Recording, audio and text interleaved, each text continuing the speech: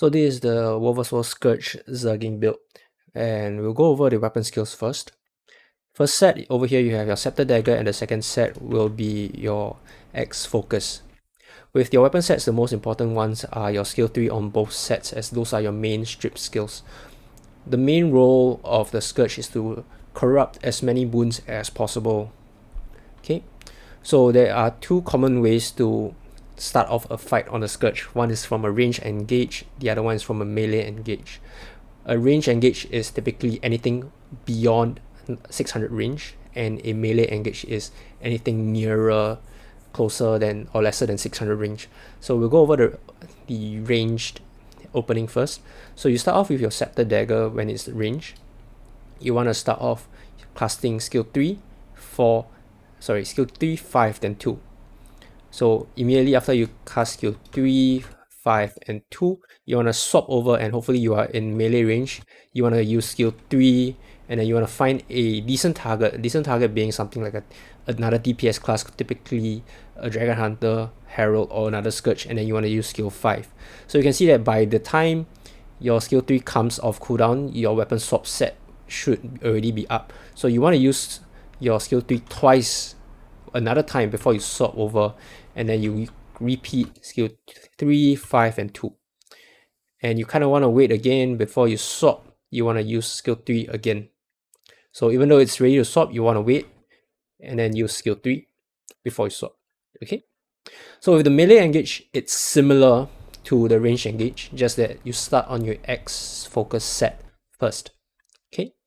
So with the melee engage, you kind of start off with 3, and then similarly you find a decent target, use skill 5, and then if you need to cleave targets, you use 2, but you want to swap over to the Scepter Daggers, use skill 3, 5, 2, and then similarly you want to wait for your skill 3 to come off cooldown before you swap, and then you use it once more before you swap. Okay, so you can see the pattern where you want to use skill 3 twice before you swap, other than your first casting of your skill, regardless of it being a range or melee engage. So that should cover about the weapon set. So if you are able to keep a very tight rotation in terms of the cooldowns, you will easily be stripping way above average. Okay, so next we'll go over your shade skills. The one thing you need to know about shade skills is that as soon as you click down, and then you can already start to apply your F skills. Your F skills will apply on all your shades and at where you're at. So what I mean by that is that if the moment I click on F1, when I use F2, it will immediately proc. So the delay to that is pretty short. You can see how that happens. Okay, so the main F skills that you want to use is your F2, as this is the one that converts boons into condis. Okay, so if it's a 900 range-ish hit, you want to use F1, and then you want to cast your F2, and that will strip some boons. The next one you want to pay attention to is your F5. This is the biggest one, because with your trait, with the Spiteful Spirit, when you enter Shroud, you will have this trait proc, which will remove some boons from enemies, but it's only 600 range. So even though it happens at a 900 range and at your shade as well, but it only happens around you. So you need to be within 600 range when you cast your F5 for the trait to proc. The next one we'll go over is your F4. Your F4, it's a fear, and hopefully it will remove a stack of stability, or if they do not have stability, you will fear them away from the group, and that will be nice. And with your F3, it's just a barrier.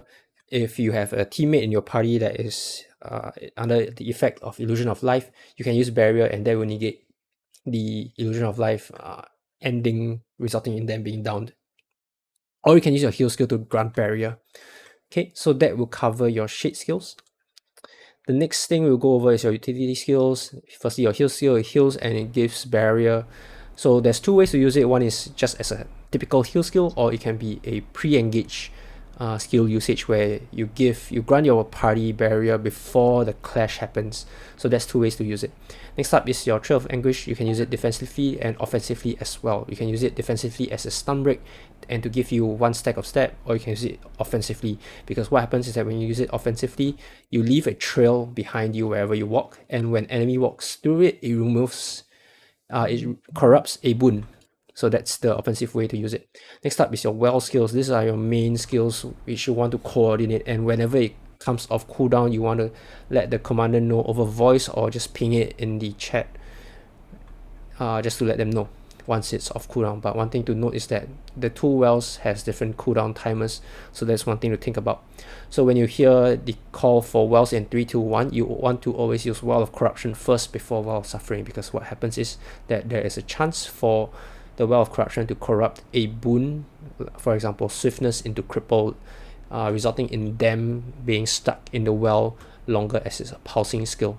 So you want to use Well of Corruption first, then Well of Suffering, so that they will stay in the well for a longer duration of period.